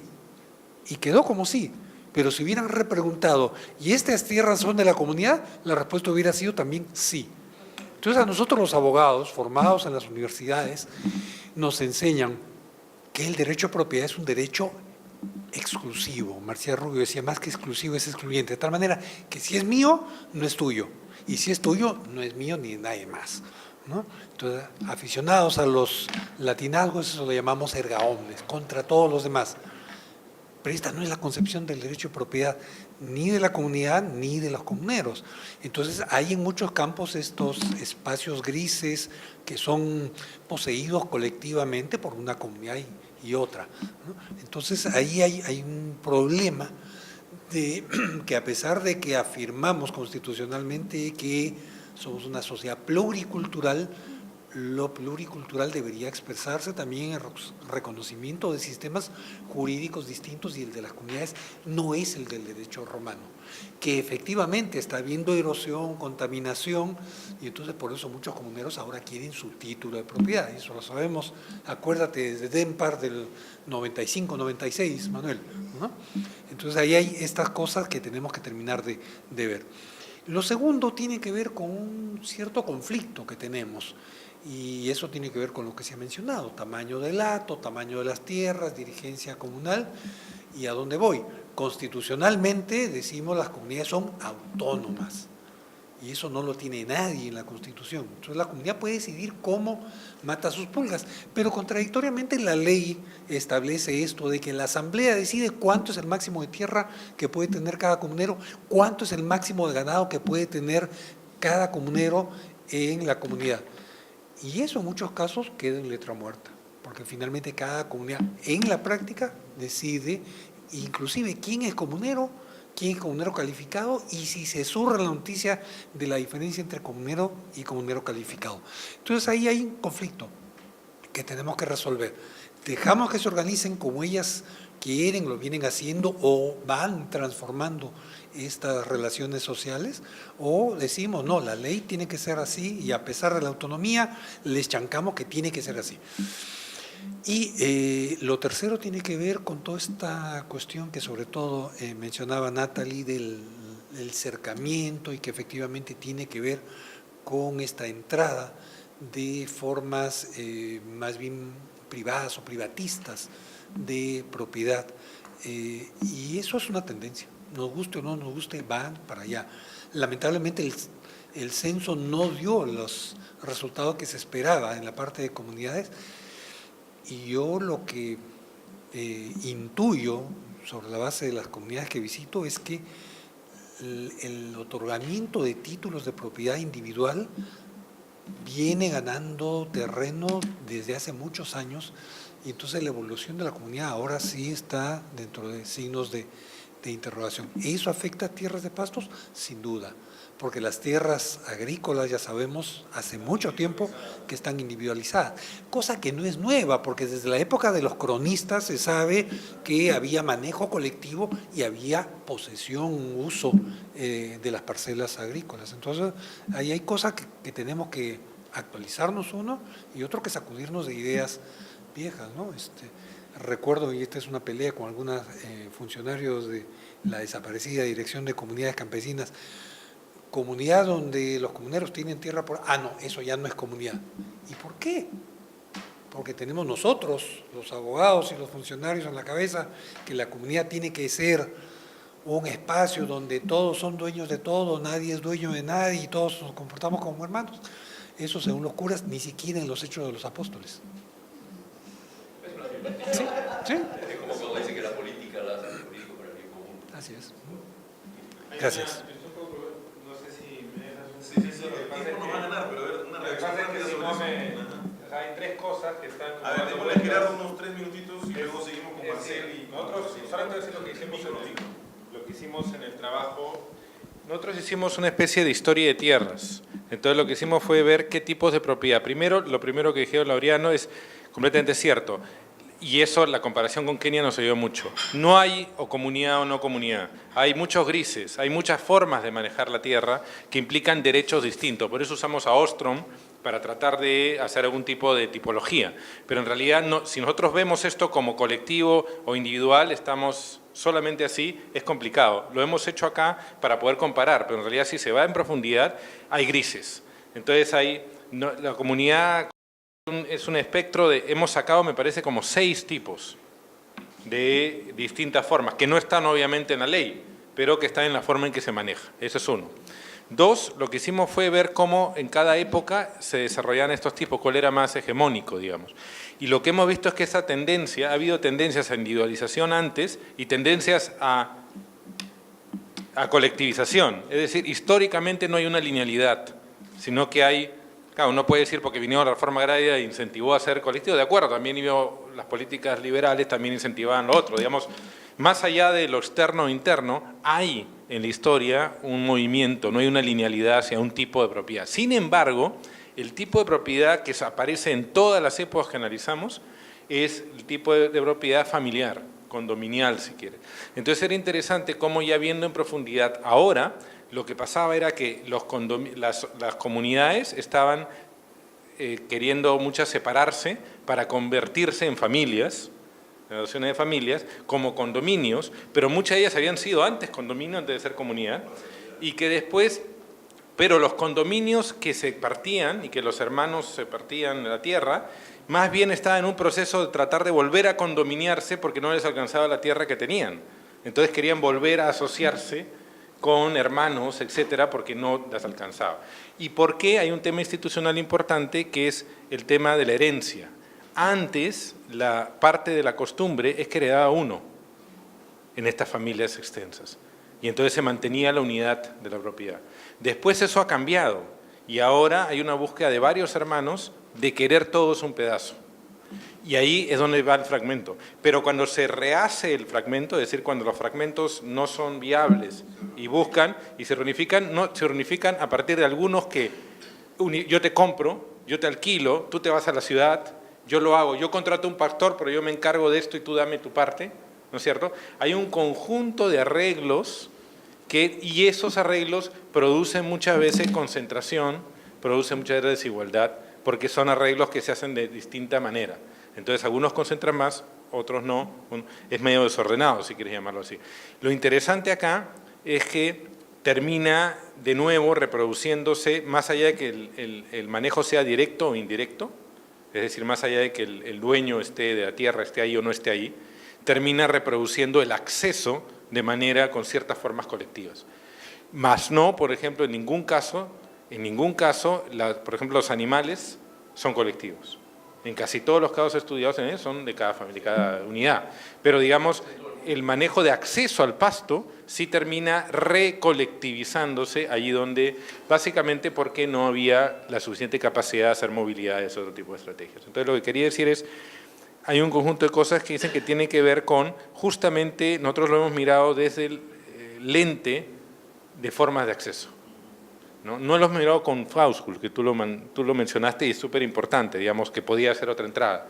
Mirar el house school, la economía doméstica de las familias y ver cómo esas cambian, ¿no es cierto? Pero no lo hemos mirado por ahí, no lo hemos mirado como acceso a tierra, que tiene que ver sí, pero digamos, hemos enfocado en acceso a tierra. Solo quería decir eso como parte general. Entonces, por ejemplo, en términos de mejoramiento, las familias que terminan teniendo por esta división o fragmentación muy poca tierra, también están en los programas de mejoramiento, pero no tienen capacidad de dividir el ganado, porque no tienen ni mano de obra ni capacidad de rotar 2 ganados. Entonces mezclan todos porque solamente pueden rotar un grupo de animales que están juntos.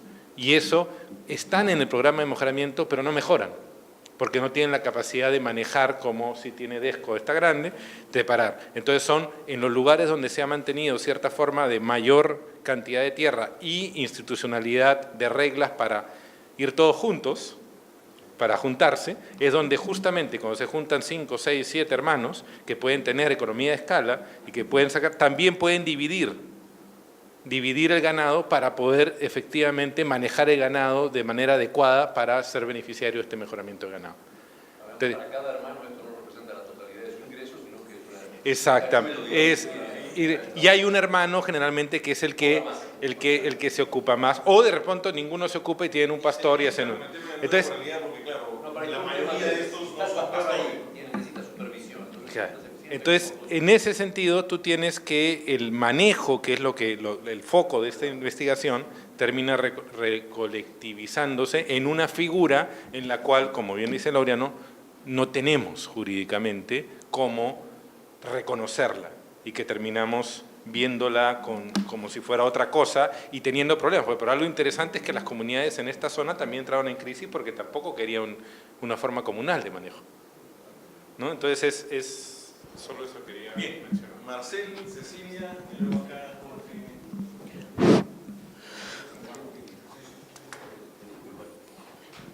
Unos pocos comentarios sueltos.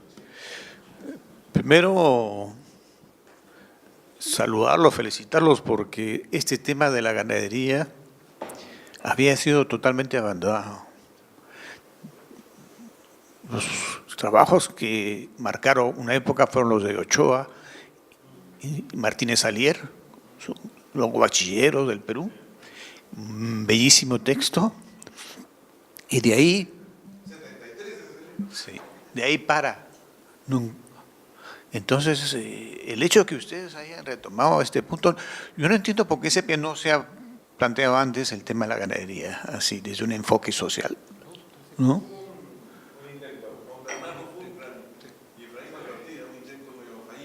Ah, bueno. Pero en todo caso, no hay un énfasis en la ganadería en los temas de SEPIA, ¿no?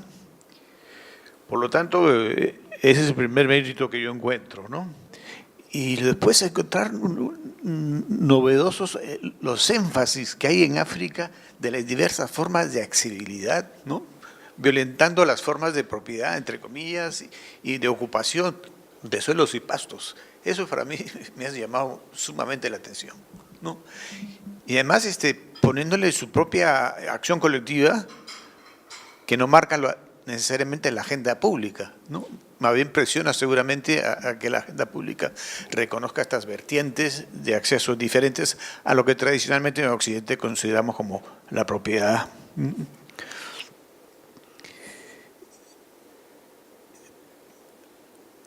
Pregunto yo, en la bibliografía de ustedes, ¿han revisado tesis y trabajos de estudiantes de las universidades? Aquí en Lima, en Agraria, en la Católica y en Arequipa intentamos, pero no hubo éxito. Los trabajos de derecho, los trabajos grises, ¿no? La literatura gris. Ya. Y bueno, el trabajo de Ricardo Valderrama. Ya. Porque yo he tenido hace 2 semestres un alumno Verona, de apellido Verona, que se fue al sur y estuvo 3 o 4 veces en un lugar con alpaqueros, ¿no? Y pues las experiencias que él transmitió y lo que escribió como informe de viaje, muy interesantes. No sé a cuánto más avanzado, porque yo ya, algunos de ustedes saben, estoy jubilado, entonces no estoy cercano a la universidad. Pero de repente sería bueno expurgar, ¿no? Otra sugerencia, hay 2 conceptos que ustedes utilizan mucho. Uno es alianzas familiares, ¿no? que habría que definirlo claramente, ¿no? Y sociedades pastoriles. Porque no hay un consenso, creo yo, todavía sobre lo que significan estos términos.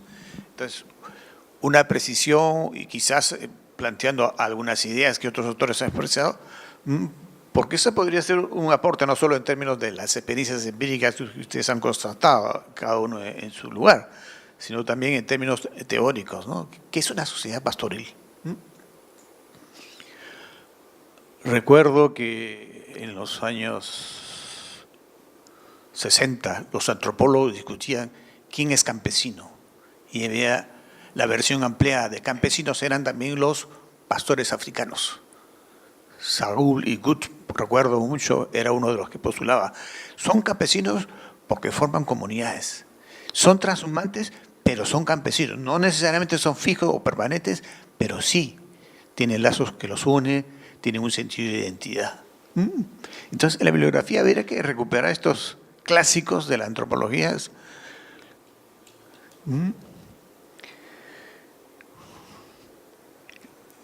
En términos de presión sobre los pastos en las comunidades y zonas rurales andinas, se está viendo que esto está obligando a los jóvenes a abandonar el campo. Pero Choclin Monge hace un par de años definió muy bien, hoy día en el campo no se puede decir campesino ganadero o algo parecido, sino productor migratorio. Se desplaza por diversos lugares, ¿no? No tiene un sitio fijo, ¿no? Entonces, es decir, jóvenes pastores de repente escapa porque son obreros, son comerciantes, son vendedores, toda la cantidad de bodegas que ustedes han señalado, ¿no? Entonces, cuidado con estos conceptos que no están resistiendo a la realidad.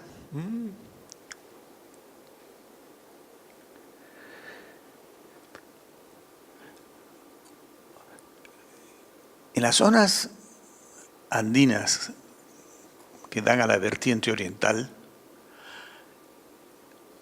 hay casos de migración con ganado. Entonces, esa presión en esas zonas andinas puede estar transitando hacia la Amazonía. No sé, es un tema que había que explorar e investigar, pero me parece sugerente, ¿no?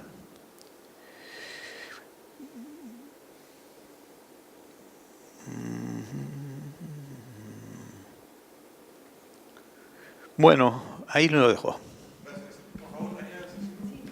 Yo tenía un par de preguntas, pensando en la investigación, en la comparación y tratando de pensar cómo es que han hecho. Tengo mucha expectativa de leer el paper sobre, bueno, en el tema de la acción colectiva y la intensificación de la actividad, ¿no?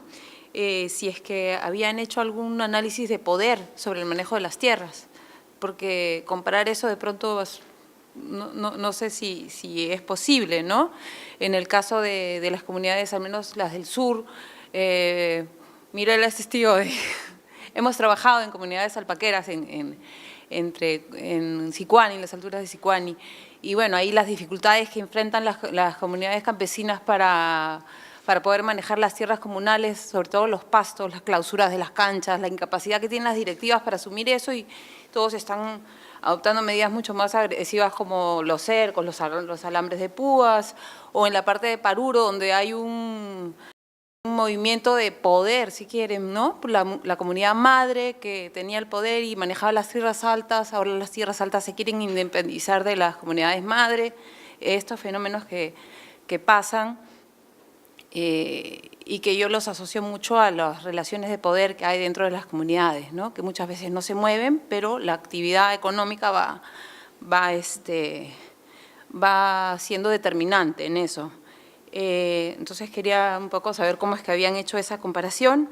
Y luego me preguntaba, mirando la tipología que estaban haciendo, si es que estas estrategias productivas que buscan una sostenibilidad han tomado en cuenta el objetivo final de la actividad productiva, ¿no? En el caso de África hacia dónde va esa actividad productiva, la ganadera, y en el caso del Perú, las comunidades alpaqueros sabemos que tienen un fin industrial, el acopio va a la industria alpaquera, de la fibra, y es un mercado que se rige por unas normas que no han cambiado mucho en los últimos 20 años. La hegemonía de los grupos de poder que acopian, en fin, lo que se conoce, ¿no? Entonces quería ver si es que habían hecho alguna comparación en ese sentido. Nada más. Gracias. A ver, acá para hacer el puente y ahí ustedes dos terminan. Bueno, Gracias. buenas noches con todos. Mi especialidad es agrícola, yo soy ingeniero agrónomo, pero de todas maneras interesado siempre en esta evolución de la comunidad y cómo va penetrando el mercado en las comunidades, ¿no? Yo creo que hay un asunto muy importante que yo se lo recomendaría a los estudiosos sociales, que conversen con los zootecnistas especialistas en alpacas y en todo lo que es camélidos. Tenemos tres excelentes profesionales que estoy seguro que les darían bastante, inclusive ustedes les darían a ellos, o sea, habría un intercambio bastante positivo entre ustedes.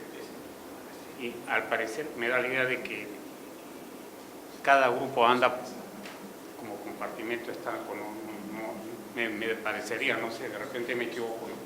Aunque ustedes están en el campo y todo lo demás, pero de repente ellos tienen alguna visión diferente, ¿no? Con relación al sector alpaquero, por ejemplo, yo he visto que en el camino estos últimos 5 años se han hecho como 20 cooperativas alpaqueras. Se les ha entregado créditos para precisamente comercializar la lana.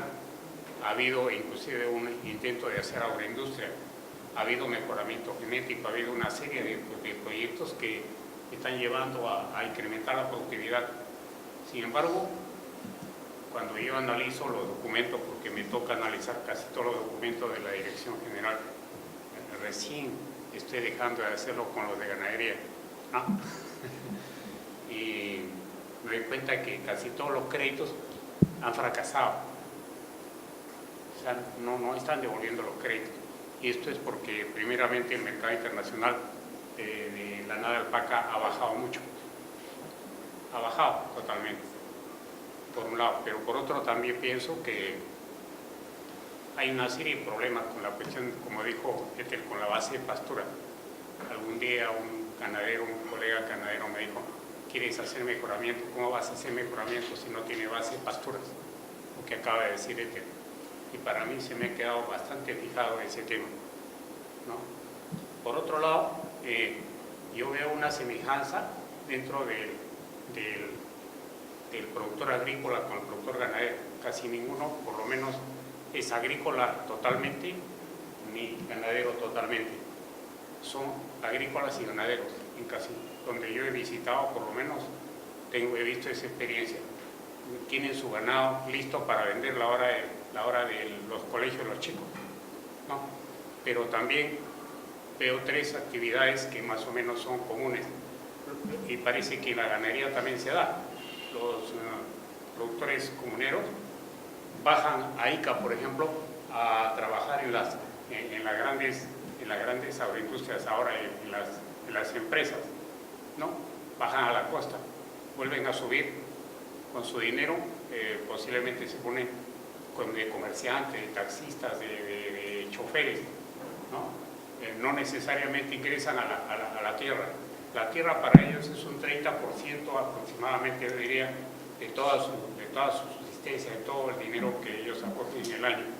Y este 30%, la verdad que uno quiere incrementar la productividad, ¿no? Por ejemplo, si es papa, si están en 12 toneladas por hectárea de papa, ¿no? Uno quiere incrementar la productividad, solamente es un 30% de sus ingresos, o sea que es la mitad de la productividad al final de lo que se quisiera hacer. Entonces es un tema interesante y me imagino que para ganadería también, ¿no? Que debe haber ahí una diversificación del riesgo, ¿no? Ellos, por lo que yo veo, de una forma muy especial, muy inteligente, diversifican su riesgo. Ellos salen a ICA no porque quieran salir a ICA, salen porque necesitan evadir la pobreza monetaria y llevan plata, traen dinero y siguen trabajando, ¿no?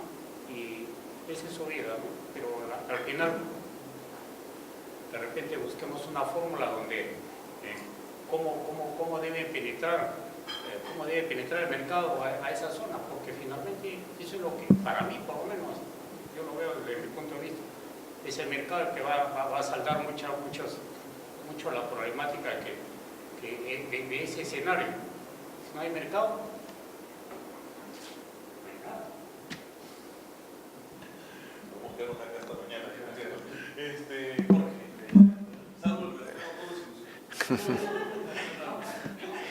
Ya. Un par de comentarios.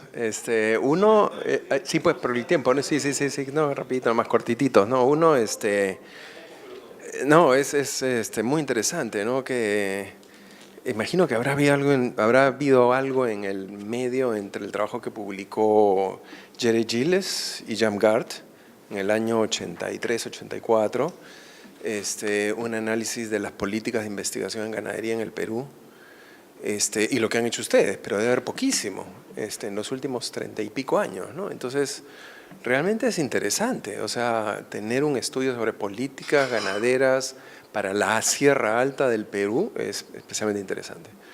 Y lo que recuerdo, ¿no? que Gilles y Jamgard dijeron entonces fue que el sesgo de la investigación y de las políticas de investigación ganadera en el Perú reflejaban las perspectivas y los intereses de grupo social, de los agrónomos, de la agraria principalmente, que los llevó a concentrarse en ovinos. Y a su vez también en las tecnologías de riego para ovinos, ¿no? Entonces, creo que ustedes abren un espacio de debate bien interesante.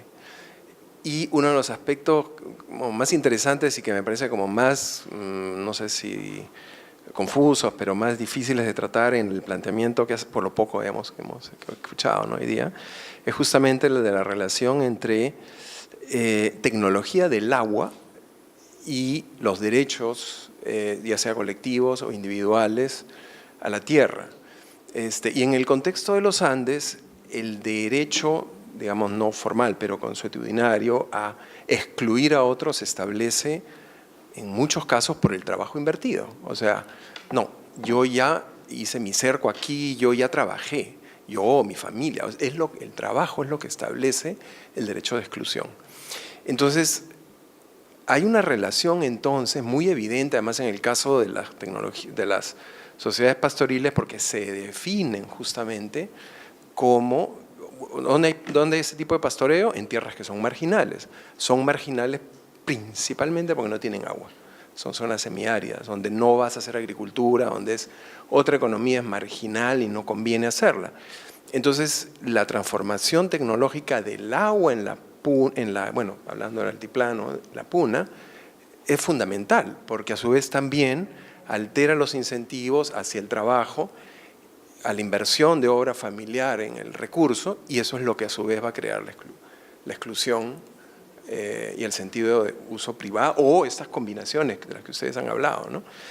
Y eso es dramático, ¿no? Porque efectivamente sí, pues es un 5% o menos todavía las tierras que pueden ser irrigadas, pero cuando son irrigadas, la productividad es excepcional. O sea, en alpaca, mortalidad baja cero prácticamente, retiras el ganado de manera dramática de los pastos abiertos, y de hecho puedes empezar otras tecnologías de rotación.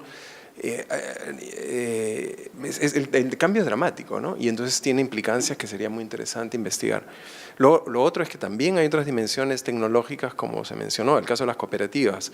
Bueno, muchas fracasan, pero otras tienen un éxito extraordinario, ¿no? O sea, hay cooperativas en donde toda esta inversión en riego se hace con crédito privado además, con una tasa de rentabilidad de 40% al cabo de 7 años, y una transformación de la producción en 180%. Hay grupos que ya tienen fábricas de fibra. Entonces hay estas otras dimensiones de la tecnología que también deben estar teniendo muchos impactos que no son institucionales, ¿no? Que deben estar teniendo tremendo impacto. Entonces, esas dos cosas son las que quería resaltar. Gracias. Bueno, allá en Pinaya, Ceci, había un ganadero que tenía 17.500 cabezas, ¿no? Sí, que serían 10.000 hectáreas, quizás un poco más, ¿no? Claro, y los demás mucho menos, ¿no? Pero yo iba un poco a lo que decía Jorge, y para no hacerla tan larga, no voy a ir muy allá. Y es eso que ha dicho Manuel, ¿no? Hay que despoblar los Andes. ¿Por qué no intensificar, no? Nosotros trabajamos con una de esas cooperativas que veíamos, por lo menos hasta hace un par de años, 2 o 3 años, tenía mucho éxito, ¿no? Habían, digamos, las viviendas, tenían sus reservorios de agua, sus zonas de pastos irrigados, empaque, ¿no? Pacas de alpaca para los tiempos difíciles. Parecía que la cosa funcionaba. Si no pagan los créditos, no sé, hasta donde sabía, se pagaba, ¿no? Pero es eso, ¿no, Manuel? No tienen viabilidad económica. Ese es el debate. El debate es las oportunidades y los límites de la intensificación de ganadería altoandina o de ganadería alpaquera en alta montaña. La impresión que tenemos nosotros es que hay enormes límites a una alternativa de intensificación. En términos de sostenibilidad, no, de sostenibilidad productiva, económica, ambiental y todas las dimensiones posibles habidas y por haber. Lo que ocurre, y aquí hay que tener claridad, ¿no? Eso no quiere decir, miren, Grade dice que no hay que invertir en mejoramiento genético, en infraestructura de riego mejorado, con pastos mejorados. Manan, no estamos diciendo eso. Lo que estamos diciendo es que la sostenibilidad del sistema productivo puede ponerse en riesgo. Entonces, claro, una alternativa, que sería la alternativa, pues, algún individuo diría neoliberal, es concentración de la propiedad, expulsión de los más marginados y que haya una gran empresa alpaquera que logre asumir el proceso de intensificación en gran escala, ¿no? Pero enfrentas un tema de sociedad y de historia, ¿no? Y lo otro es que son tierras donde no hay ningún uso alternativo, ¿no? Acordémonos que son tierras marginales, son tierras áridas, semiáridas, de muy baja productividad, donde no hay productividad agrícola, donde no hay renta urbana, porque en África tenías el problema de la expansión urbana que atentaba contra las sociedades pastoriles. Aquí no hay expansión urbana, no hay posibilidad de uso agrícola. El único uso que podría ser, oye, mira, acá hay un riesgo para el futuro del sistema productivo, sería minería, pero la minería pues es muy... digamos, si tú te paras en el cielo, pues es un puntito la minería, ¿no? Entonces, en realidad, el único uso posible es el uso ganadero, pero es un uso cuya sostenibilidad requiere de este manejo colectivo o esta recolectivización de las estrategias de manejo que cumplan estos 4 o 5 características de sostenibilidad. Dicho eso, no estamos diciendo, repito, que, oye, acá no estamos en contra de pasto mejorado, sistemas de riego parcelario, no. Pero hay que tener cuidado de cómo promovemos eso, ¿no? Y Desco es probablemente, yo creo que hay que hacer una historia del pensamiento de Desco, ¿no? Porque Desco ha estado en esto, pues, décadas, ¿no? En Huancavelica y en Arequipa, ¿no? Entonces, Desco es quien ha sufrido esto con más fuerza. Sí, dos cosas para responder. Primero es el tema de la intensificación, como dice Manuel, no es que, hay que separar 2 cosas. Una cosa es que tú intensifiques o no, que mejores genéticamente o no, y otra cosa distinta es que tú tengas que volver un propietario individual para hacer eso. Lo que otros estamos diciendo es que las formas de acceso con cierto nivel, con ciertos derechos colectivos, son más sostenibles, incluyendo si tú metes tecnología, incluyendo si tú puedes meter... No te diga que no. Lo que pasa es que la idea de que generalmente el paquete ha sido yo intensifico e individualizo. Y ese es el paquete que no funciona. Y lo otro es que pensar que todo se va a intensificar tampoco va a funcionar porque hay unos límites, porque no hay el cambio climático, no hay suficiente agua, no es porque tú pongas el canal va a haber más agua, digamos, ¿no? Entonces, el tema es, tú puedes hacer todo eso, pero eso, en primer lugar, no es la solución para todos en sí misma, sino en combinación con el desarrollo de formas de tenencia de tierras sostenibles. Entonces, a intensificar el mejoramiento de ganado, de acuerdo, y está muy bien hacerlo, pero hay que hacerlo certificando que la gente que recibe eso puede realmente mejorar el ganado, tiene la capacidad, y para tener la capacidad de mejorar el ganado tiene que tener la capacidad de separar los rebaños, y para poder separar los rebaños tiene que tener suficiente tierra, suficiente mano de obra para hacerlo.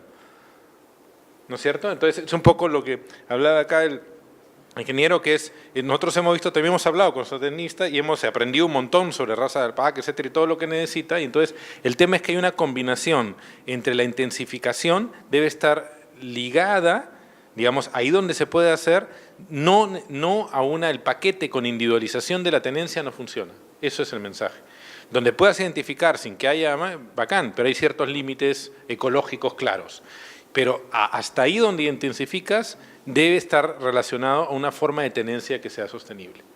Ese es lo primero que quería decir, y lo otro es solamente muy rápido responder a Cecilia. Lo primero es interesante, en términos de mercado, acá tú ya conoces el mercado, allá es mercado regional. Es carne, básicamente la carne de las vacas, y se hacen mercados regionales locales. En ese sentido es muy distinto. En África, sí. En caso de Kenia. Y lo otro es que en el tema de poder evaluarse, sí, y justamente nosotros hemos visto que estos cambios en los distintos tenencias de tierra, que pueden ser cambios en distintos momentos, están ligados a forma de gobierno que no funciona. Algo que parece interesante en Caylloma es que parece que la comunidad es un alien, digamos, una cosa alienígena. Digamos, la comunidad no es algo que nace, sino que es algo como impuesto, y que justamente la tendencia es acortarse. Pero también el ser un manejo completamente individual también es algo que tampoco, o sea, se tiende en ambos casos hacia el condominio, hacia lo familiar, hacia distintos tipos de condominalidad. Entonces, no digo que siempre es así, pero sí hay un tema y el poder va relacionado a eso. En el caso de nosotros, tiene mucho que ver con comunidades, con familias, con grupo extenso. En África son clanes. La forma de manejo de tierra está ligada a forma de clanes que pueden manejar una cantidad de tierra inimaginable acá y que pueden estar desperdigados en más de un país, ¿no es cierto? Y que manejan la transhumancia. Entonces también es un tema muy largo, pero es súper interesante. Por ejemplo, el Banco Mundial incentivó la individualización de tierra con título y entonces tiene entre sus resultados que hay, no sé, 20.000 personas con título. Pero que tú vas a ver cómo maneja la tierra, para poder usar la tierra que tiene título, tiene que pedir permiso al jefe clánico. Y si el jefe clánico le hace así, no puede usarlo así tenga el título, porque el título del jefe clánico le dice, sí, claro, anda pues a Inglaterra a pedir tu título, ¿no? Entonces, digamos, en ese sentido, por eso es que la parte jurídica que es importante tiene que ver con cuál es el manejo real. Y el manejo real va más allá del manejo formal. Y es ahí donde la política pública debería estar relacionada al manejo que existe y no al manejo que pareciera existir desde una mirada foránea. Con esas palabras de Gerardo terminamos la reunión. Muchísimas gracias.